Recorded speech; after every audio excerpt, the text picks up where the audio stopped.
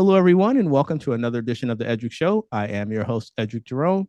This is the place for intelligent conversation with interesting people. Go ahead and hit that subscribe button, ring that notification bell. You'll get notified when I post this interesting content each and every week. I know I always say it's a special show, and but this truly is a special show because the subject matter that we're going to talk about is I don't think anybody's really talking about it, and I'm honored to be able to present my guests today. So my guests are two leaders of the Ebony Boat Club based in Stockton, California. I want to welcome Ann Dukes, who is the Commodore of the Ebony Boat Club. And I also want to welcome Carol Whitehead, who is a past Commodore for the Ebony Boat Club, one of the few African-American boat clubs in the United States. And I'm honored to have them on the show today. Welcome to the Edric Show. Thanks, Edric. I am so glad to be here. It was amazing running into you and then to get this opportunity to let people know we exist and what we're about. Absolutely. Can't wait to get into it. So let's start with there. Tell me about the Ebony Boat Club, the origin, how it came to be, and because it's so significant historically. Oh, way back in the day, there were a lot of Black, Afro-American, whichever you choose, boaters on the Delta and the water of California. But we weren't allowed or were invited to join any of the yacht clubs. That just wasn't happening then. So in 1987, a group of 12 men and one woman decided, let's make our own club. Let's just do our own thing. And we did. And I was one of the original groups. I wasn't one of the 12 founders, but the next meeting I attended and I've been a member ever since. So our mission is the primary purpose of this organization would be to promote and encourage social, cultural, and civic interactions among and with Black boaters and other boating associations and institutions in and around the state of California and the United States. In the past, we've had members from Texas. We now have 2 members in Arizona. So we are not just a California club. We've reached out all over. And for you, Carol, what's the significance of the Ebony Boat Club and your experiences with it? Oh, wow. We became members. There was another member that was in the club and we did boating with him.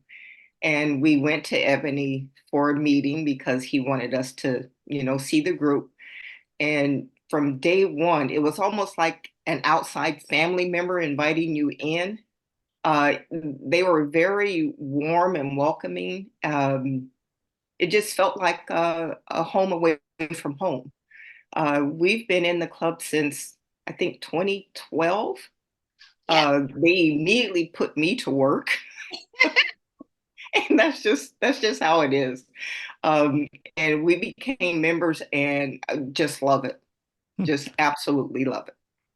We are a family. We've had grandmas and grandchildren, and all of our children are our nieces and nephews. They know they can go to any family member. If something's going on, they don't have to stay in their family. Ebony is their family. It's a family. So for both of you, I mean, boating is usually passed on or someone in your family or you kind of grew up with it. So let me ask both of you, how did you get involved in boating? Was it in your family? Was it out of the blue? I mean, how did that happen? You're right about that. I'm from North Carolina. You don't get in the water you can't step out of. So I had a friend who had a boat and he kept saying, come on, go with me. And I'm going, And finally, he convinced me to go out on the boat with him. And I thought, oh, this is different. And it just grew from there. I stayed with the boat. And for me, I had never been on a boat before. My husband is an avid boater.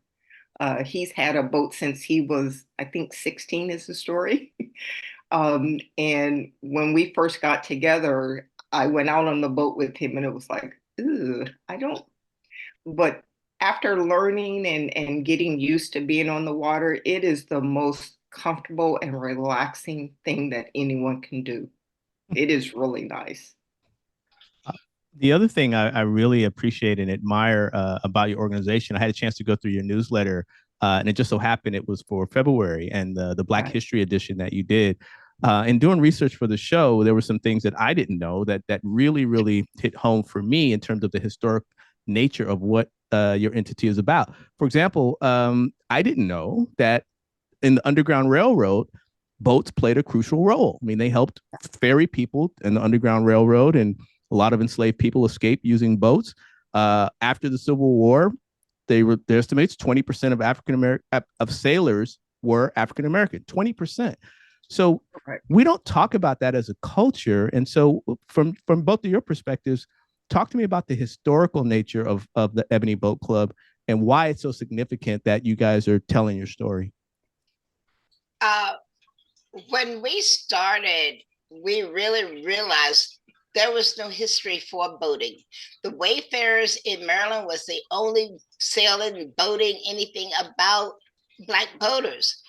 And so we realized we were creating history. So we needed to make sure that it was a good history. It was a positive history. So we set out to make everything we did a positive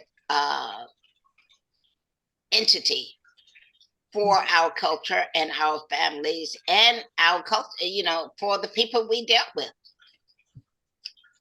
And for you, Carol, the historical significance?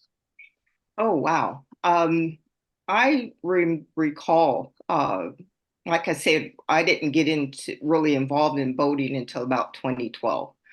Um, and I recall when we first went on our first cruise out with Ebony, it was like an experience that had never done before. And then with my grandkids, they're involved in the activities and everything. And the majority of the times, whatever we do, it's basically how is it going to impact family? How do we bring our family and the children and the community, the church, wherever we could get kids from into this to let them know voting is for everyone. Um, and the kids, when they do come out, they're getting that experience. And so our hope is to keep that vision, that hope alive, that more Blacks will get involved in voting. Hmm. Ebony Boat Club is also known as the little club that could. We might be small, but we are mighty in any and everything that we do. And I would be remiss if I didn't say congratulations to you, Anne, because you, I think, were just voted as Commodore, right? You just took over as Commodore. And I know, Carol, you were past Commodore. So maybe you guys can share with me what is the role of a Commodore for a boat club? Well, this is interesting because I was also Commodore in 2012 and 13. And then I really came back and I'm doing it again. The Commodore is like the president and you're the leader of this club, but you have to recognize the strength of your members to be a good Commodore because you can be a leader, but if you can't lead your people, you fail.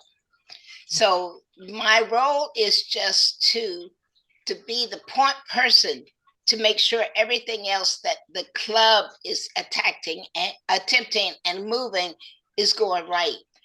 Uh, Having the youth days and having the the idea of promoting the kids, if we don't do that and they don't see some positive, they still think that the only thing they can do is be out on the streets. Let them know that the waterways are free. You don't have to have money to go have fun. You can go out, sit on the bank. You can go sit and just fish. You can get food. You can do things. And that was our point. You don't have to have money. You don't have to be in the city. You can go. And that was something we needed to teach our younger children and their parents because they weren't getting it.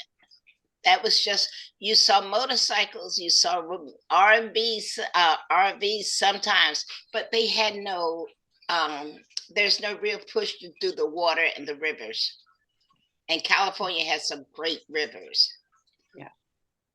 Yeah, that was going to be my next question is the beauty of California and the amount of waterways and natural habitats. So it's almost like you're in the perfect situation in your location in Stockton and up and down the coast and the rivers, just because of the way that California is laid out geographically. I would think that would be some advantage to you guys. Well, it is an advantage, and we're one that we want to share with you. So we're going to invite you down to Ebony. We have invited you, but it was also, it gave us a chance to incorporate the Coast Guard and the San Joaquin Sheriffs, because the children, the inner city children that we are dealing with, don't see the police in a positive often. So they get to spend a whole day with the sheriff, the rescue boats, the Coast Guard, and these are people they don't come in contact with often. The inner city kids don't come in contact with the military without it being the Army and Navy. They don't realize the Coast Guard is there. And so the Coast Guard come out, they talk to them, they talk to us about safety, they talk about what their job is, how they protect the water side. The sheriffs comes out and they bring their rescue vessels and they let these children play on those vessels. And that is unnerving for me because they don't know how to stop blowing the siren. But other than that, it's an experience that they talk about for a long time. Yeah. So, go ahead, Carol. Oh, no, I was just agreeing with her. Okay. You tapped into it because you said kids, and I know you guys do a lot of work in the community. We'll get to some of the other stuff you guys do in the community, but I want to focus now on the scholarship program that you guys do every year, how you're bringing kids in. Why is that focus part of the Ebony Boat Club? And tell us about the scholarships and some of the things you're doing with kids. Carol, that's yours. Oh, wow. Well, I am the scholarship, the Ebony Youth Foundation is completely separate from Ebony Boat Club. It's a whole separate entity. And I happen to be the secretary for the Youth Foundation. Basically, what the foundation does, we don't do any fundraising. Ebony does the fundraising. And then those funds come into the Youth Foundation. And from that point, Ebony will go out and they will, I guess, take in applications for those youth that need, financial assistance. That information goes through the committee. They decide which student is going to get the scholarship, and they submit that information to the foundation. And the foundation then decides this is what we're going to do. The money is generated and given out to the student. The foundation was formed in 2016. Prior to that, Ebony Boat Club did all of the scholarship, raising the funds, giving out the scholarships and everything. But with the foundation being formed, now we can take in donations from the community, from, having fundraisers, whatever. And it has been very beneficial to the foundation and to the youth that we service. Now, our youth, our scholarships, they do have to have a Ebony sponsor, but they don't have to be an Ebony member. Their family doesn't have to be an Ebony member. They just have to know somebody in the club that will sponsor. We were actually working on getting a mentoring type situation because some of our students in the schools don't get the help they need to raise their levels up so they can qualify for not only our scholarships, but for others. So we really work at getting to know the students, and we trying to get into the schools so that we can find out what their deficits are, and then we can help them. We have a strong education group in Ebony. You don't have to be a master's, but we do have strong education, and we help the students that need the help. So I know you guys do a lot of events every year, and I think opening day is coming up, right? So tell me about opening day, what people can expect, the purpose of it, and just how festive it is when you guys kick off your year. Oh, wow. You want me to start it in? Yeah, you did. The opening day, there's two parts to it. One, the Pacific Inter Yachting Association puts on a I guess a parade every year. And so they have the yacht clubs from all over the Bay Area coming out to participate in the parade. They come up with a theme, a different theme every year. Last year, my husband and I took our boat down, and the theme was Broadway on the Bay. And our vessel was decked out with Tina Turner because they were doing the Tina Turner review at the Golden Gate Theater. Mm. So our boat was decorated for Tina Turner, and we had the dancers there too. But anyway, PICYA every year has this parade, and it's just the beginning of the boating season. And people from all over, like I said, the Bay Area come out with their boats decorated. Some are, some aren't. They just want to be in the parade. Um, and we normally go down through past, what is that, Fisherman's Wharf down to something field. I can never remember the name of that Christie Field. area. Christie Field, thank you. It's like right close to the Golden Gate Bridge. And they come back up the channel past the marina and the Pier 39.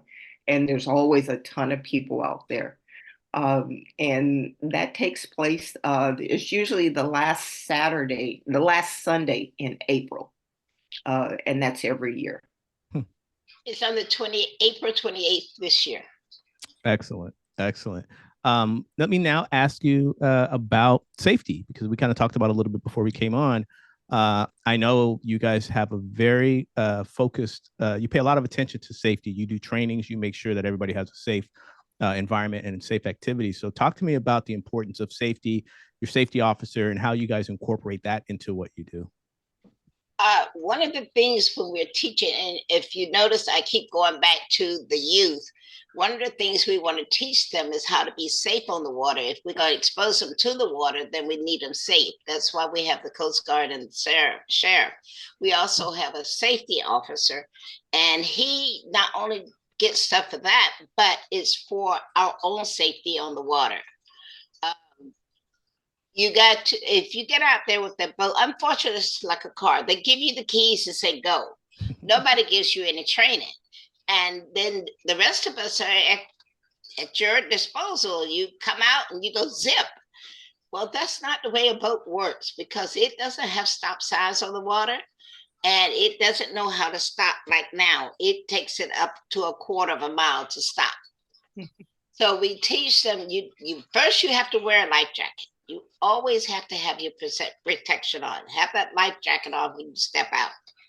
Know when you turn the key over that that's a piece of equipment that could hurt somebody. So you don't just jump in and turn it on. You check for CO2 leaks. You check your gas leaks. You check all things. Make sure everything is working and in working order. That's something that you don't do on a car necessarily, but if it's a boat, you need to do. We teach them that you respect on the water, because like everywhere else, if you're not respectful, you could hurt yourself and somebody else. So when you see somebody coming, respect their space and respect your own as well.